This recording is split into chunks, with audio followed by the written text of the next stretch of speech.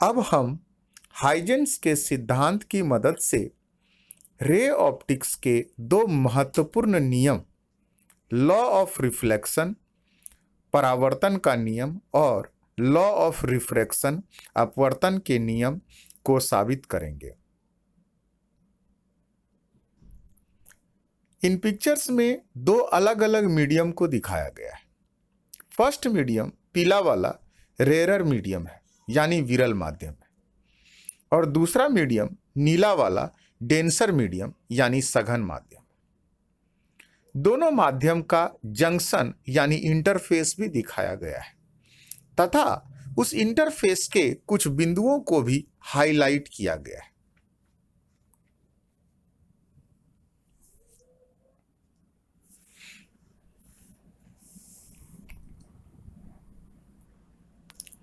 प्रकाश की एक किरण नॉर्मल से 45 डिग्री का एंगल बनाते हुए दोनों मीडियम के इंटरफेस की ओर जा रही है। इस रे के करस्पॉन्डिंग रेस के परपेंडिकुलर डायरेक्शन में वेव फ्रंट को गति करते हुए आप देख सकते हैं। हम पाते हैं कि इंटरफेस के प्रत्येक बिंदु पर वेव फ्रंट एक एक कर पहुंचता है और ये सभी बिंदु प्रकाश के द्वितीयक स्रोत यानी सेकेंडरी सोर्स की तरह व्यवहार करता है।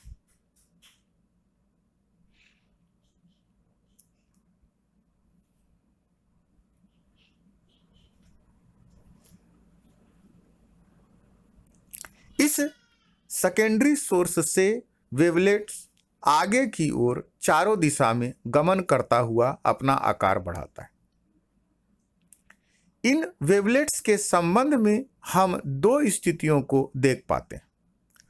प्रत्येक बिंदु से उत्पन्न वेवलेट्स यानी तरंगिकाएं दोनों माध्यम में गति कर रही है। जो पहले माध्यम में लौट जाती है उसे रिफ्लेक्टेड वेवलेट्स यानी परावर्तित तरंगिकाएं कहते हैं, और जो दूसरे माध्यम में चली जाती है उसे रिफ्रैक्टेड वेवलेट्स यानी अपवर्तित तरंगिकाएं कहते हैं। अपवर्तित तरंगिकाएं घने माध्यम में गमन करने की वजह से धीमी गति से आगे बढ़ती है, क्योंकि सघन माध्यम यानी डेंसर मीडियम में प्रकाश का वेग कम होता है। इसलिए सेकेंड माध्यम की अपवर्तित तरंगिकाएं यानी रिफ्रैक्टेड वेवलेट्स अपेक्षाकृत छोटी रह जाती है, जबकि पहला माध्यम जो रेयरर मीडियम है, विरल माध्यम है, उसमें प्रकाश की चाल ज्यादा है और पहले माध्यम में रिफ्लेक्टेड वेव फ्रंट अपेक्षाकृत बड़ी हो जाती है।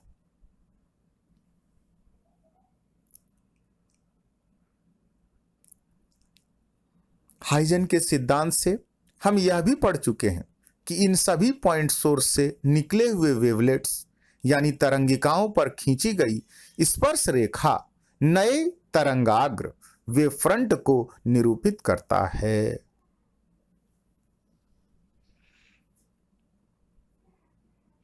इस पिक्चर में हम देख सकते हैं कि वेवलेट्स के साथ साथ उस पर खींचा गया कॉमन टेंजेंट भी दिखाया गया है। अतः रिफ्लेक्टेड वेवलेट्स यानी परावर्तित तरंगिकाओं पर खींची गई स्पर्श रेखा रिफ्लेक्टेड वेव फ्रंट यानी परावर्तित तरंगाग्र कहलाएगी, और रिफ्रैक्टेड वेवलेट्स यानी अपवर्तित तरंगिकाओं पर खींची गई स्पर्श रेखा रिफ्रैक्टेड वेव फ्रंट यानी अपवर्तित तरंगाग्र कहलाता है। हम यह भी पढ़ चुके हैं कि लाइट रे और वेव फ्रंट दोनों आपस में परपेंडिकुलर होते हैं। इसलिए इस पिक्चर में incident wave front, incident ray, reflected wave front, reflected ray और रिफ्रैक्टेड वेव फ्रंट और रिफ्रैक्टेड रे सभी को दर्शाया गया है। यानी इस तस्वीर में आपतित तरंगाग्र, आपतित किरण, परावर्तित तरंगाग्र, परावर्तित किरण, अपवर्तित तरंगाग्र और अपवर्तित किरण को दिखाया गया है।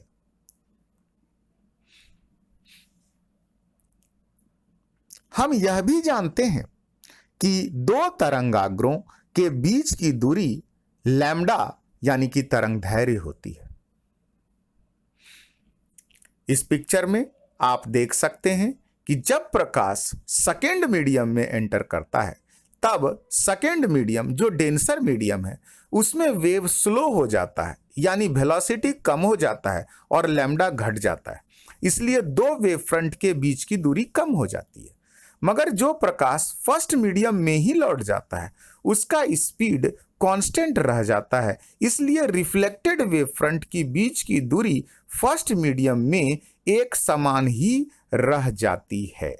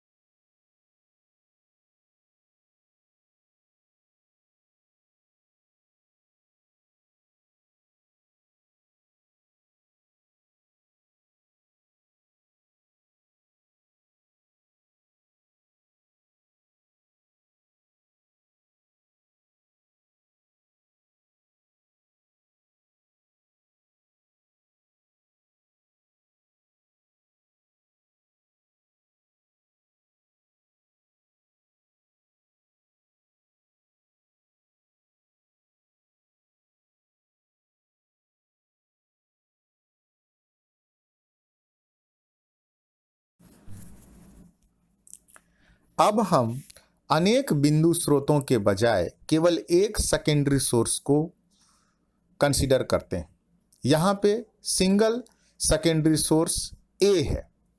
हम देखते हैं कि वेव फ्रंट ए बी सबसे पहले ए बिंदु पर दोनों मीडियम के इंटरफेस पर टकराता है और ए एक पॉइंट सोर्स ऑफ लाइट की तरह व्यवहार करता है और ए से उत्पन्न वेवलेट्स तरंगिकाएं चारों ओर फैलती है। चूंकि पहले माध्यम में लाइट का स्पीड ज्यादा है इसलिए पहले माध्यम में बड़ा सर्कल बन रहा है। वेवलेट्स का दूसरा किनारा बी जब B1 पर पहुंचता है तब B1 से दोनों वृत्तों में स्पर्श रेखा खींचते हैं और यही स्पर्श रेखा परावर्तित तरंगाग्र reflected wave front A1 B1 तथा रिफ्रैक्टेड वेव फ्रंट अपवर्तित तरंगाग्र A2 B1 बनाती है, जिसमें हम देख पाते हैं कि यही तरंगाग्र A1 B1 तथा A2 B1 क्रमशः पहले और दूसरे माध्यम में आगे बढ़ती है। साथ ही पिक्चर में एक और तरंगिका दिखाया गया है जो B1 से उत्पन्न होता है। हम जानते हैं कि प्रकाश की किरण तथा तरंगाग्र आपस में लंबवत होती है, इसलिए AB के लंबवत A0A इंसिडेंट रे यानी आपतित किरण होगा। इसी तरह A1 B1 के लंबवत A1 रिफ्लेक्टेड रे यानी परावर्तित किरण होगा और A2 B1 के लंबवत A2 रिफ्रैक्टेड रे यानी अपवर्तित किरण होगा।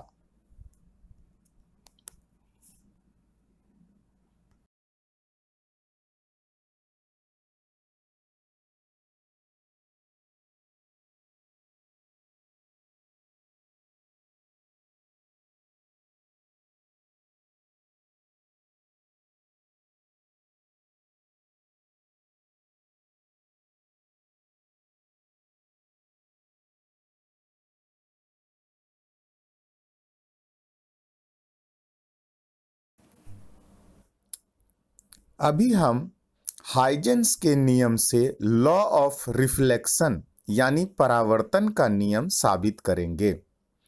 मान लिया ए बी एक इंसिडेंट वेव फ्रंट आपतित तरंगाग्र है जो किसी दर्पण के सतह ए बी1 से टकराता है। सबसे पहले तरंगाग्र का किनारा ए दर्पण से टकराता है, मगर वेव फ्रंट का हिस्सा बी आगे की ओर बढ़ता रहता है और दर्पण से B1 बिंदु पर टकराता है। जब तरंगाग्र AB का B बिंदु B1 पर पहुंचता है, उस समय तरंगाग्र का A बिंदु कहां पहुंचता है यह हमें ज्ञात करना है। हम जानते हैं कि जब तरंगाग्र A पर पहुंचा तब बिंदु A प्रकाश के स्रोत की तरह व्यवहार करेगा और A से रिफ्लेक्टेड वेवलेट्स परावर्तित तरंगिका उत्पन्न होगी और आगे की ओर वृत्त के रूप में बढ़ते हुए दिखती है। जैसा हम चर्चा कर चुके हैं कि तरंगाग्र AB का बिंदु B जब B1 पर पहुंचता है तब A कहां होगा? हम कहेंगे कि A रिफ्लेक्टेड वेवलेट्स जो वृत्त से दर्शाया गया है उसके किसी बिंदु पर स्थित होगा। साथ ही हाइजेंस के सिद्धांत से हम यह भी जानते हैं कि तरंगाग्र वेव फ्रंट हमेशा तरंगिकाओं पर स्पर्श रेखा बनाता है, इसलिए B1 से वृत्त पर एक स्पर्श रेखा खींचते हैं जो वृत्त को A1 पर स्पर्श करता है। अतः हम कह सकते हैं कि इंसिडेंट वेव फ्रंट AB का B बिंदु जब B1 पर पहुंचता है उस समय A A1 पर पहुंचेगा, यानी AB यदि आपतित तरंगाग्र है तब A1 B1 परावर्तित तरंगाग्र बनेगा। A0A incident wave front AB पर लंबवत है, अतः A0A इंसिडेंट रे होगा जैसा दिखाया गया है।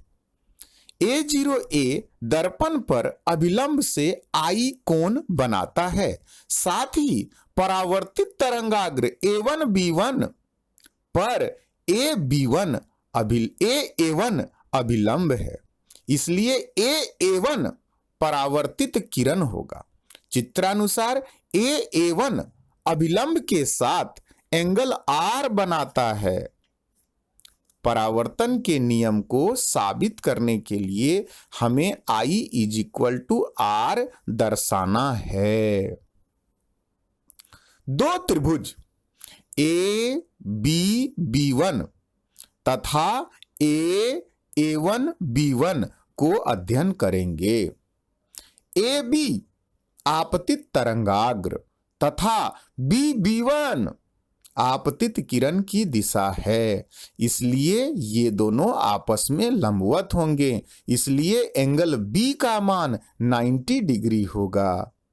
साथ ही A1 B1 परावर्तित तरंगाग्र और A1 परावर्तित किरण है, इसलिए A1 और A1 B1 लंबवत होंगे, इसलिए एंगल A1 का मान भी 90 डिग्री होगा।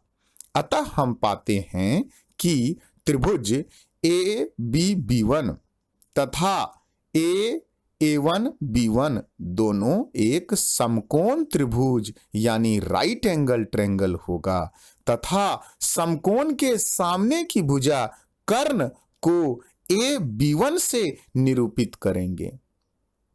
दोनों त्रिभुज का कर्ण हाइपोटेनस AB1 समान है।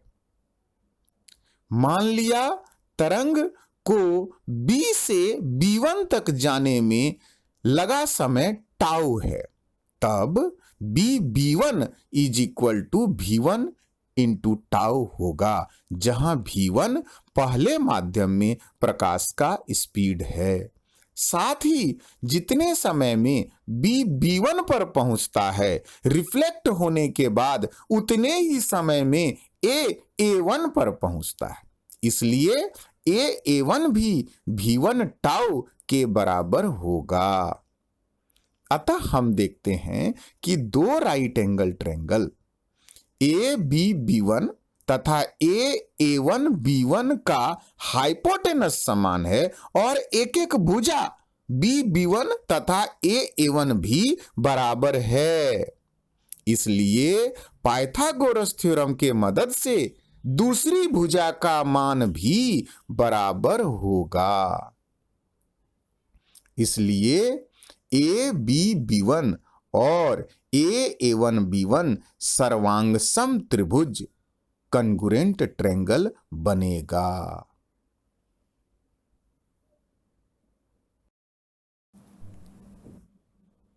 अब आप लोग अपने वीडियो को पॉज कर लें और चीज़ों को अच्छे से नोट कर लें।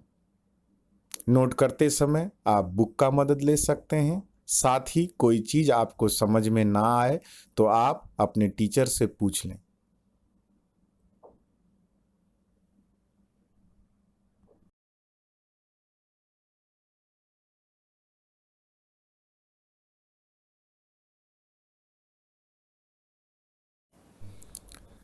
आइए अब थोड़ा एंगल्स को भी देखते हैं। Angle A0AN is equal to I, but A0A is perpendicular to AB। इसलिए angle NAB is equal to 90 minus I. NA is perpendicular to AB1, इसलिए angle BAB1 is also equal to I. अब angle NAA1 is equal to R, मगर NA is perpendicular to AB1, इसलिए A1AB1 is equal to 90 minus R, मगर A1B1 एक समकोण त्रिभुज है, इसलिए angle AB1 A1 is equal to R।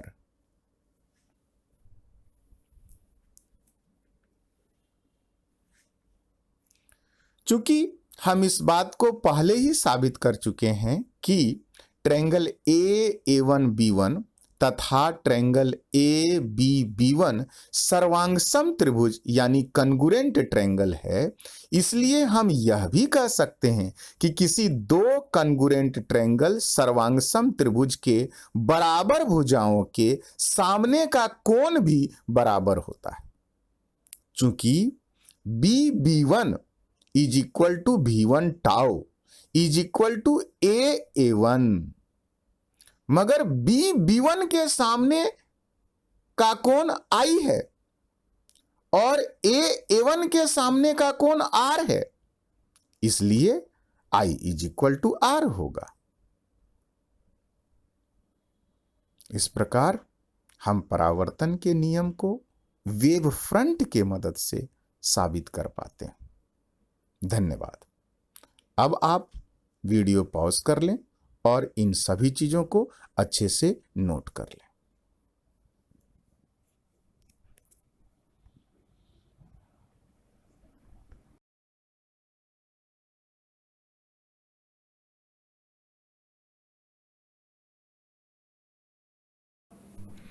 अब हम हाइजेंस के सिद्धांत के मदद से अपवर्तन का नियम साबित करेंगे। अभी तक हम देख चुके हैं कि AB इंसिडेंट वेव फ्रंट यानी आपतित तरंगाग्र है और उसके लंबवत A0A तथा BB1 दोनों ही आपतित किरण है। सबसे पहले तरंगाग्र AB का A बिंदु दोनों माध्यम के इंटरफेस से टकराता है। जितने समय में इंसिडेंट वेव फ्रंट का बिंदु B B1 पर पहुंचता है, उतने समय में बिंदु A से उत्पन्न तरंगिका वेवलेट्स दूसरे माध्यम में एक वृत्त के रूप में बढ़ती है। हम जानते हैं कि तरंगिकाओं पर खींची गई स्पर्श रेखा तरंगाग्र बनाती है। इसलिए बिंदु B1 से वृत्त पर स्पर्श रेखा खींचते हैं जो वृत्त को A2 बिंदु पर स्पर्श करती है। यानी हम कह सकते हैं कि जितने समय में वेव फ्रंट AB का B बिंदु सीधे चलते हुए B1 पर पहुंचता है, उतने समय में A बिंदु अपवर्तित होकर A2 पर पहुंचता है। इसलिए A2B1 रिफ्रैक्टेड वेव फ्रंट अपवर्तित तरंगाग्र बनता है और उसके लंबवत A2 किरण रिफ्रैक्टेड रे बनेगा। हम दो त्रिभुज ABB1 तथा A2B1 को देखते हैं। AB इंसिडेंट वेव फ्रंट है, BB1 इंसिडेंट रे है, इसलिए एंगल B = 90 डिग्री होगा।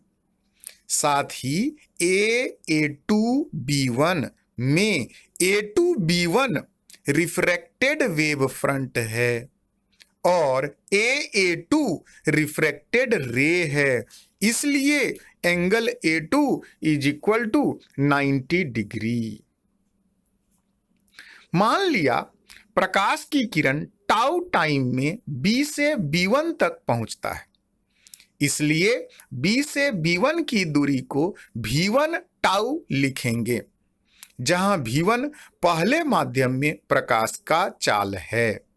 साथ ही उतने ही समय में वेव फ्रंट का A2 में पहुंच जाता है, इसलिए A2 का मान V2 टाउ लिखेंगे, जहां V2 दूसरे माध्यम में प्रकाश का वेग है।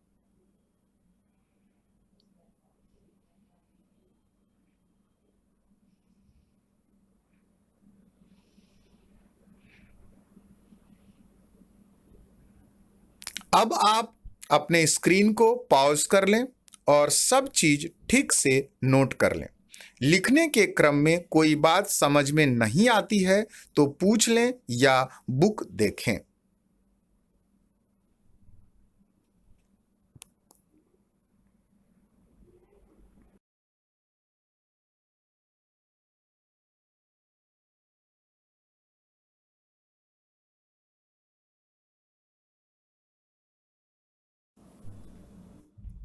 हम देखते हैं कि incident ray A0A normal N से I एंगल बनाता है, मगर A0A और AB आपस में परपेंडिकुलर है, इसलिए AB नॉर्मल से 90 - I एंगल बनाता है। साथ ही नॉर्मल इंटरफेस से परपेंडिकुलर है, इसलिए एंगल BAB1 का मान I होगा।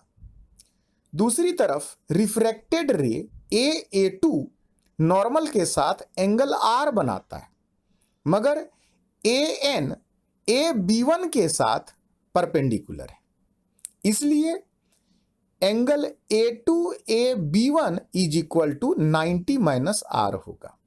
साथ ही राइट एंगल ट्रायंगल A2B1 में A2 = 90 degree, angle A = 90 - R, इसलिए एंगल B1 = R होगा। हम जानते हैं कि किसी माध्यम का अपवर्तनांक निर्वात में प्रकाश की चाल और माध्यम में प्रकाश की चाल का अनुपात होता है। Refractive index of any medium = speed of light in vacuum divided by speed of light in that medium. इसलिए रिफ्रैक्टिव इंडेक्स N = C/V या V = C/N। पहले माध्यम का अपवर्तनांक N1 = C/V1 या पहले माध्यम में प्रकाश की चाल V1 = C/N1 और दूसरे माध्यम में प्रकाश की चाल v2 is equal to c/n2। इसलिए हम कह सकते हैं कि v1/v2 is equal to n2/n1।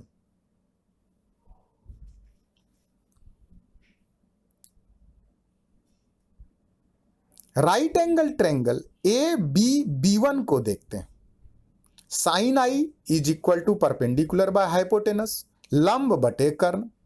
Angle के सामने की भुजा परपेंडिकुलर यानी लंब होती है और 90 डिग्री के सामने की भुजा कर्ण यानी हाइपोटेनस होती है। इसलिए sine I is equal to I के सामने की भुजा यानी BB1 बटा 90 डिग्री के सामने की भुजा यानी AB1। इसलिए sine I is equal to BB1 बटा AA1, मगर BB1 is equal to V1 tau.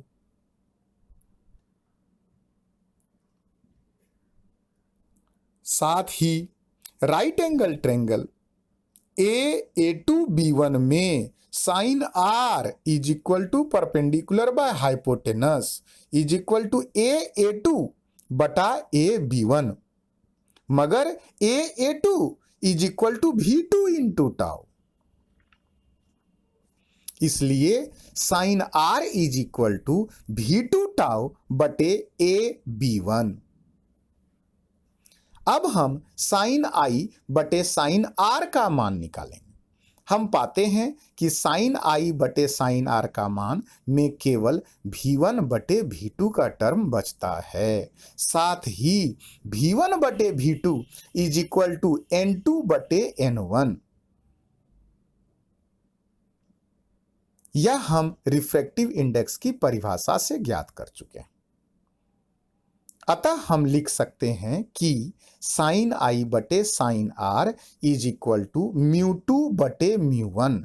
μ2 दूसरे माध्यम का अपवर्तनांक है तथा μ1 पहले माध्यम का अपवर्तनांक है। यही स्नेल का नियम है। इस प्रकार हम देखते हैं कि हाइजन ने अपने वेव थ्योरी के मदद से लॉ ऑफ रिफ्लेक्शन तथा लॉ ऑफ रिफ्रैक्शन दोनों को साबित किया।